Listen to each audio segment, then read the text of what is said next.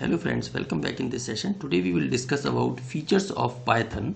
So what are the basic features or main features of Python? So here we have some main features of Python, that Python is a very easy programming language. Python is a general purpose programming language. Python is a high level programming language. Python is an object oriented programming language. Python is an interpreter based programming language. Python is a modular based programming language. Python is a platform independent programming language, and Python is a dynamically programming language. So all these are,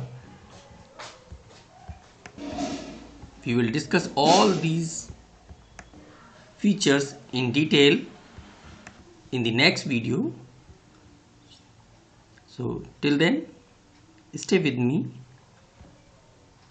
If you did not subscribe this channel, then please subscribe this channel for latest updates of Python related videos. And if you got some valuable information about Python, then please like and share this video. Thanks for watching this video. Thank you.